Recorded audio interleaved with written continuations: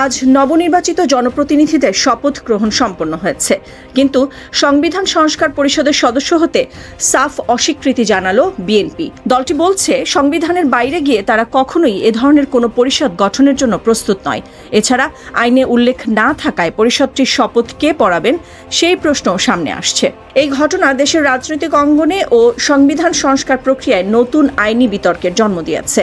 সংস্কার প্রক্রিয়ায় অন্যতম প্রধান রাজনৈতিক দলের এই অবস্থান পুরো প্রক্রিয়াটিকে জটিল করে তুলতে পারে। এটি স্পষ্ট হলো, সংবিধান পরিবর্তনের পদ্ধতি নিয়ে রাজনৈতিক দলগুলোর মধ্যে এখনও বড় ধরনের মতপার্থক্য বিদ্যমান।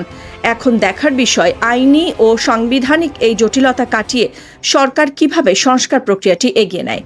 মঙ্গলবার 16 ফেব্রুয়ারি সকালে জাতীয় সংসদ ভবনে নবনির্বাচিত সংসদ সদস্যরা শপথ বাক্য পাঠ করেন।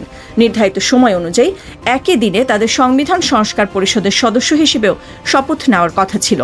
কিন্তু শপথ গ্রহণের ঠিক আগেই কক্সবাজার 1 আসন থেকে নবনির্বাচিত সংসদ সদস্য ও বিএনপির স্থায়ী কমিটির সদস্য সালাউদ্দিন আহমদ জানান, বিএনপির দলীয় সংসদ সদস্যরা এই দ্বিতীয় শপথটি নিচ্ছেন না। গণভোটের রায় অনুযায়ী সংবিধান সংস্কার পরিষদ গঠিত হলে সেটা সংবিধানে আগে ধারণ করতে হবে এবং সংবিধান সংস্কার পরিষদের সদস্যকে কে শপথ নেওয়াবেন সেটা বিধান করতে হবে।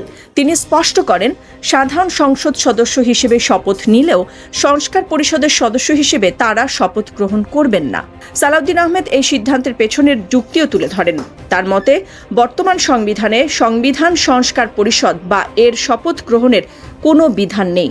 তিনি বলেন, গণভোটের রায়ের মাধ্যমে আগে এটি সংবিধানে অন্তর্ভুক্ত করতে হবে, তারপরেই শপথের প্রশ্ন আসবে। তিনি আরও উল্লেখ করেন, বিএনপি সংবিধান মেনেই রাজনীতি করছে এবং ভবিষ্যতেও করবে। সংস্কার পরিষদের শপথে অংশ না নেওয়ার বিষয়টি দলের শীর্ষ নেতৃত্বের নির্দেশেই সিদ্ধান্ত নেওয়া হয়েছে।